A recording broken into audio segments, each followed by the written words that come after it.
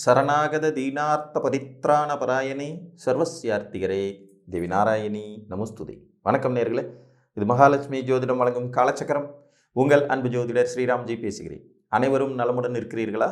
நன்றாகத்தான் நிற்பீர்கள், நன்றாக இருக்க வேண்டும். இன்றைய காணொளியில் நாம் காண இருப்பது பூர்வீக சொத்து யாருக்கு கிட்டும், இதன் தலைப்பு.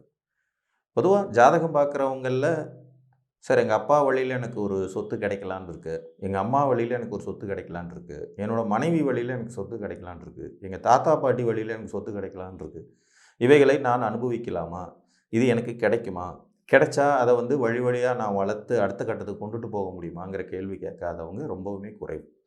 ஸோ இந்த எண்ணங்கள் நமக்கு எப்போவுமே இருக்க தான் செய்யும். பொதுவாக நாம் உழைக்காமல் நம்ம உறவுகள் மூலமாக நமக்கு கிடைக்கிற எல்லா சொத்துமே பூர்வீக சொத்து தான். நம்ம உழைச்சி உருவாக்குறது, நாம் உருவாக்குற சொத்துக்கள். அது இல்லாமல் நமக்கு கிடைக்கிற, அதுவும் உறவுகள் மூலமாக கிடைக்கிறது, அது அத்தை வழியில் கிடைச்சாலும் சரி, பொண்டாட்டி வழியில் கிடைச்சாலும் சரி, புருஷன் வழியில் கிடைச்சாலும் சரி, மாமனார் வழியில் கிடைச்சாலும் சரி, அப்பா வழியில் கிடைச்சாலும் சரி, அம்மா வழியில் கிடைச்சாலும் சரி, இது எல்லாமே நாம் உழைக்காமல் நமக்கு கிடைக்கிற சொத்து. அந்த சொத்துக்காக நாம் எந்த உழைப்பும் இல்லை, அவங்களோட உறவினராக இருக்கிறோங்கிறத தவிர வேறு எந்த உழைப்பையும் செலுத்தாத வகையில் கிடைக்கிறது எல்லாமே பூர்வீக சொத்துன்னு எடுத்துக்கலாம். குறிப்பாக அப்பா அம்மா மூலமாக கிடைக்கிறத எல்லாருமே ஒரு சந்தோஷமான மனோநிலையில் ஏற்றுக்குவாங்க. இந்த பூர்வீக சொத்துக்களை குறிக்கக்கூடிய வீடுகள் அப்படிங்கிறதுல 5ஆம் இடம் ரொம்ப ரொம்ப முக்கியமான வீடு.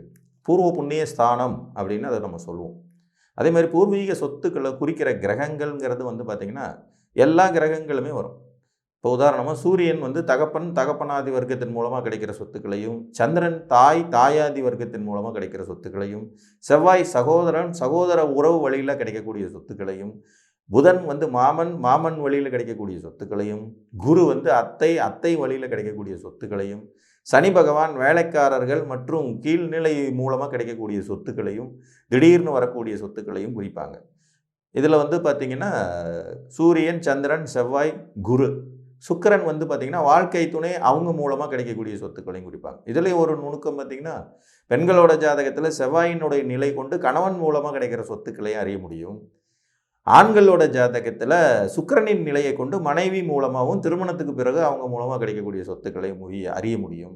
அதே மாதிரி குருவுடைய நிலை கொண்டு அத்தை வழியில் கிடைக்கக்கூடிய சொத்துக்கள் கிடைச்சாலும் கூட புத்திரகாரகன்னு குருவை சொல்கிறதுனால குழந்தை பிறந்த பிறகு நமக்கு ஏற்படக்கூடிய சொத்து வளர்ச்சி முன்னேற்றம், அதன் மூலமாக கிடைக்கக்கூடிய குழந்தைங்களே சிலருக்கு அப்பா அம்மாவுக்கு சொத்து வாங்கி கொடுப்பாங்க. அது கூட நீங்கள் உழைக்காமல் வரக்கூடிய சொத்து தான். இப்போ நல்லா படித்து நல்ல வேலையில் இருக்கிற குழந்தைங்க எங்கள் அப்பாவுக்கு வயசான காலத்தில் எந்த இதுவும் இருக்கக்கூடாது, அப்பா அம்மா நிம்மதியாக இருக்கணும்னு சொல்லிட்டு இந்த ஹோம் மாதிரியான இதில் போய் சொத்து வாங்கி கொடுக்கறதெல்லாம் கூட அந்த விதமான அமைப்பு தான். ஸோ ராகு கேதுகளில் ராகு பாட்டனாதி வர்க்கத்தின் வழியாக கிடைக்கக்கூடிய சொத்துக்களையும், கேது பாட்டியாதி வழியாக, அதாவது அம்மா வழி பாட்டன் பாட்டிகள் வழியாக கிடைக்கக்கூடிய சொத்துக்களையும் குறிப்பிடலாம். 12 லக்னக்காரங்களுக்கும் எந்தெந்த கிரகங்கள் வலுவாக இருந்தால் பூர்வீக சொத்து கிடைக்கும் யோகமும் அனுபவமும் ஏற்படும் அப்படிங்கிறத நம்ம இன்றைக்கி பார்க்கலாம். மேச லக்னக்காரங்களுக்கு பார்த்திங்கன்னா சந்திரனும் சூரியனும் நல்லா இருக்கணும். 4ஆம் இடத்துக்கு அதிபதியான சந்திரனும் 5ஆம் இடத்துக்கு அதிபதியான சூரியனும் கெட்டு போகாமல் அவங்க ஜாதகத்தில் இருந்தால் கண்டிப்பாக பூர்வீக சொத்தை அனுபவிக்கும் யோகிதை உண்டாகும். அதே நேரத்தில் 5ஆம் இடத்துல பாவக்கோள்களான, அதாவது இந்த லக்னத்துக்கு ஆகாத கிரகங்களான ராகு கேது சனி இருக்கக்கூடாது. அப்படி இருந்தால் பூர்வீக சொத்து இருந்தாலும் அதை அங்கிருந்து அனுபவிக்க முடியாமல் தள்ளி போக வேண்டிய சூழ்நிலைகள் உருவாகிவிடும். இந்த 5ஆம் இடத்துல சனி ராகு கேது இல்லாமல் இருக்கிறது எல்லா லக்னங்களுக்குமே ஒரு மாதிரி நல்லது. செவ்வாய் சில லக்னங்களுக்கு ஆகாதவராக வர்றதுனால அவரும் அங்கே இருக்கக்கூடாது. சில லக்னங்களுக்கு, எல்லா லக்னங்களுக்கும் கிடையாது. ரிஷப லக்ன ஜாதகர்களுக்கு சூரியன் நல்ல நிலைமையில் இருக்கும்போதும் புதன் நல்ல நிலைமையில் இருக்கும்போதும் பூர்வீக சொத்துக்கள் கிடைக்கும் யோகிதைகள் கண்டிப்பாக உண்டாகும். இதில் 5ஆம் இடத்துல இவர்களுக்கு செவ்வாய் அமர்றதுங்கிறது அவ்வளோ சிறப்பாக இருக்காது. அதே மாதிரி ராகு கேது உட்கார்ற போதும் பெரிய அளவில் பூர்வீகத்தை அனுபவிக்க முடியும்னு சொல்ல முடியாது. மிதுன லக்ன ஜாதகர்களை பொறுத்த வரைக்கும் புதன் நல்ல வலுவாக இருக்கிறதே சுயமுயற்சியில் நிறையா சொத்துக்கள் சேர்க்கும் யோகிதைனாலும், 4ஆம் அதிபதிங்கிறதுனால தாயாதி வர்க்கம் அசையாத சொத்துக்கள் கிடைக்கும் யோகமும், சுக்கிரன் 5ஆம் இடத்துல நல்ல நிலைமையில் இருக்கிறது அல்லது சுக்கிரன் எங்கேயாவது வலுவாக அமர்ந்திருக்கிறது சிறப்பாகும். பொதுவாக உபய லக்னக்காரங்க பூர்வீகத்தில் இருக்கக்கூடாதுன்னு நான் பல காணொலிகளில் சொல்லியிருப்பேன். ஏன்னா உபய லக்னங்கள் நகர்ந்து வெற்றி பெறும் தன்மை கொண்டவை. பிறந்த இடத்துலேருந்து பூர்வீகத்தை விட்டு கொஞ்சம் தூரம் தள்ளி போய் நகர்ந்து வெற்றி பெறும் தன்மை கொண்டவைங்கிறனால இவங்க பூர்வீகத்தில் இல்லாமல் சொத்து இருந்தாலும் அதை நேரடி அனுபவ வாக்கியத்தை கொண்டு வராமல் தள்ளி போயிடுறது சிறப்பு. கடகலக்ன ஜாதகர்களுக்கு சுக்கிரனும் செவ்வாயும் வலுவோடு அமர்ந்திருந்தால் பூர்வீக சொத்தை அனுபவிக்கும் யோகிதை உண்டாகும். இப்போ கடகலக்னத்துக்கு 4ஆம் அதிபதி சுக்கிரன், இவர் எங்கே பவர்ஃபுல்லாக இருந்தாலும் சரி, 5ஆம் அதிபதி செவ்வாய், இவர் எங்கே பவர்ஃபுல்லாக இருந்தாலும் சரி, பூர்வீகத்தை அனுபவிக்கிற யோகம் உண்டாகும். அதே நேரத்தில் வந்து பார்த்திங்கன்னா கடகலக்கண ஜாதகர்களுக்கு செவ்வாய் நேரடியாக 5ஆம் இடத்துலேயே வலுப்பெறும்போது பூர்வீகம் இல்லாமல் தள்ளி போயிடுறது நல்லது. அது நேரடி அனுபவ பாக்கியதைக்கு கொண்டுட்டு வராமல் இருக்கிறது உங்களுக்கு சிறப்பாக இருக்கும். ஏன்னா அது காலபுருஷனுக்கு 8ஆம் இடம்ங்கிறதுனுடைய அடிப்படையில். சிம்மலக்கணத்தை பொறுத்த வரைக்கும் 4ஆம் அதிபதியான செவ்வாய், 5ஆம் அதிபதியான குருவின் வலுவை பொறுத்து இவங்க பூர்வீக சொத்து அனுபவிக்கிற யோகிதைகள் உண்டாகும். அதே மாதிரி உங்களுக்கு 5ஆம் இடத்துலையோ 4ஆம் இடத்துலையோ பாவக்கோள்கள் அதிக வலுவோடு அமரக்கூடாதுங்கிறதும் ஒரு விதி இருக்கும். குறிப்பாக வந்து தனுசில் வந்து ராகு கேது இருந்தாலும் கூட பூர்வீக சொத்து சிம்மலக்கணத்துக்கு ஈஸியாக கிடச்சிடும். ஆனால் சனி உட்கார்ந்தாருன்னா அது பெரிய பஞ்சாயத்துக்குரிய விஷயமா மாறும்.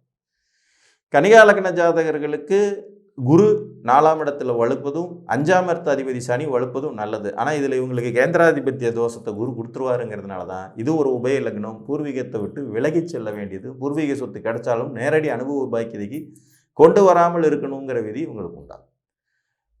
அதே மாதிரி கன்னி லக்னத்துக்கு 5 கூடைய சனி 6 கூடையவரும் ஆகிறதுனால அவர் எப்படி பார்த்தாலும் 6ஆம் இடத்து வேலையும் செஞ்சு விட்டுருவாருங்கிறனால இவங்க மேக்சிமம் பூர்வீக சொத்துக்களை நேரடி அனுபவ பாக்கியதைக்கு கொண்டுட்டு வராமல் இருக்கிறது சிறப்பு. துலா லக்ன ஜாதகர்களுக்கு சனி பகவானே 4, 5 கூடையவர்னால இவர் எப்படி வளர்த்தார்னாலும் இவங்க பூர்வீக சொத்தை அனுபவிக்கும் யோகிதைகள் ஏற்படும். ஆனால் அதே நேரத்தில் சனி வழுக்கும் போது தாய் தகப்பன் சொத்துக்கள் நேரடியாக கிடைச்சிதுன்னா ஜாதகன் வாழ்க்கையில் முன்னுக்கு வர முடியாமல் தடுமாறுவாருங்கிற ஒரு விதியும் மறைமுகமாக அங்கே வேலை செய்யும். வாழ்க்கை துணை மூலமாக சொத்து அமையிறது, வாழ்க்கை துணை வந்த பிறகு சொத்து விருத்தியாகிறதுங்கிறது தான் துலா லக்னத்துக்கு பொருத்தமான ஒன்றாக இருக்கும். விருச்சிக லக்னத்தை பொறுத்த வரைக்கும் குரு நல்லா இருந்தாருன்னா பூர்வீக சொத்து அனுபவிக்க முடியும். அதே மாதிரி சனி வலுத்தாலும் இவங்களுக்கு மறைமுகமான சொத்துக்கள் நிறைய கிடைக்கும், யோகிதைகள் உண்டாகும். குரு பகவான் ஒருவரே இவங்களுக்கு லக்னத்தில் திக்பலமோ 2ஆம் இட ஆட்சியோ 5ஆம் இட ஆட்சியோ அல்லது 9ஆம் இட உச்சமோ பெற்றார்னாலே போதும், கண்டிப்பாக தாய் தகப்பன் சொத்துக்கள் இவங்களுக்கு வந்து சேர்ந்துடும். தனுசு லக்ன ஜாதகர்களுக்கு 4 கூடையவராக குருவே வந்துடுறாரு. இவரும் ஒரு உபய லக்னம். இவங்களும் நேரடியாக பூர்வீக அனுபவ பாக்கியதைக்கு வராமல் இருக்கிறது நல்லது. 5 கூடைய செவ்வாய் வலுத்து நிற்கும்போது இவங்களுக்கு பூர்வீக சொத்தினால் அனுகூலமும் அதை அனுபவிக்கும் பாக்கியதையும் உண்டாகும். மகர லக்ன ஜாதகத்துக்கு கும்ப லக்ன ஜாதகத்துக்கு பூர்வீகம் ஆகாது. இதை நான் நிறைய பழைய காணொலிகளில் சொல்லியிருக்கேன். ஒருவேளை உங்களுக்கு பூர்வீக சொத்துக்கள் தாய் தகப்பன் மூலமாக கிடைச்சதுன்னா அதை விற்று அழிச்சிட்டு புதுசாக உருவாக்கி கொள்ளுங்கள். அதுதான் உங்களுக்கு வளர்ச்சியை தரும். மனைவி மூலமாக கிடைக்கக்கூடிய சொத்துக்கள், மாமன் அத்தை உறவுகள் மூலமாக கிடைக்கக்கூடிய சொத்துக்கள் எல்லாம் நீங்கள் அனுபவிச்சுக்கலாம். அல்லது சுய முயற்சியில் நிறையா சம்பாரிச்சிக்கலாம். மகரத்துக்கும் கும்பத்துக்கும் பூர்வீக சொத்து கிடச்சிருச்சுன்னா அவங்க அப்படியே கிணத்துல போட்ட கல் மாதிரி அப்படியே அமுங்கி போயிடுவாங்க. இதை மாற்றவே முடியாத ஒரு விதி. மகரத்திற்கு இப்போ 4ஆம் அதிபதியாக செவ்வாயும் 5ஆம் அதிபதியாக சுக்கரனும் வர்றதுல செவ்வாய் பாதகாதிபதியாகவும் செயல்படுவாருங்கிற போது பூர்வீக சொத்து வாங்கினா பாதகங்கிறதும் சேர்ந்து வந்தே தீரும். சுய முயற்சி, குழந்தைகள் பிறந்த பிறகு வளர்ச்சிங்கிறது தான் அமைப்பு. கும்ப லக்னத்துக்கு 4ஆம் அதிபதியாக சுக்கரனும் 5ஆம் அதிபதியாக புதனும் வந்தாலும் புதனே அட்டமாதிபத்தியத்தையும் பெறுவாருங்கிறனால இவங்களுக்கும் பூர்வீக சொத்துனால் பெரிய ஆதாயங்கிறது இருக்காது. மீனத்தை பொறுத்த வரைக்கும் அதிகமாக பூர்வீக சொத்து அனுபவிக்கக்கூடிய அமைப்பை புதன் கேந்திராதிபதியாக வந்து கொடுப்பாரு. 5ஆம் இடத்த அதிபதியான சந்திரன் நல்லா இருக்கும்போது தருவார். இதுவும் ஒரு உபய லக்னங்கிறதுனால இவர்களும் பூர்வீகத்தை தவிர்த்தல் நன்று. சொத்துவே கிடைச்சாலும் நேரடியாக அனுபவிக்காமல் இடம் மாறி தள்ளி போக வேண்டிய சூழ்நிலைகள் உருவாகும். மொத்தத்தில் உங்கள் லக்னத்துக்கு 4ஆம் அதிபதி 5ஆம் அதிபதி வலுத்திருந்தால் உங்களுக்கு தாய் தகப்பன் மூலமாகவும் பூர்வீகத்தின் மூலமாகவும் நீங்கள் உழைக்காமல் கிடைக்கும் சொத்துக்கள் உங்களுக்கு கிடைப்பதற்குமான யோகிதைகள் உண்டாகும். அதே நேரத்தில் சில கண்டிஷன்களின் அடிப்படையில் நம்ம பூர்வீகத்தில் இருக்கலாமா, அங்கேருந்து அதை அனுபவிக்கலாமாங்கிறதையெல்லாம் நம்மளுடைய தனிப்பட்ட ஜாதகங்கள் முடிவு செய்யும். 5ஆம் இடத்தில் பாவக்கோள்கள் அமர்ந்தவர்கள், அவங்க உங்கள் லக்ன சுபராகவே இருந்தாலும் சரி, 5ஆம் இடத்தில் பாவக்கோள்கள் அமர்ந்து வலுப்பெற்றாங்கன்னா பூர்வீகத்தில் இல்லாமல் இருப்பது சிறப்பு. உங்கள் ஜாதகத்தில் பூர்வீக சொத்தின் யோகிதைகள் எப்படி இருக்கிறது என்பதை பார்த்து அறிந்து கொள்ளுங்கள் என்று கூறி மீண்டும் ஒரு காணொலியில் உங்களை வந்து சந்திக்கும் வரை உங்களிடமிருந்து அன்புடன் விடைபெற்றுக் கொள்வது உங்கள் அன்பு ஜோதிடர் ஸ்ரீராம்ஜி. நன்றி, வணக்கம்.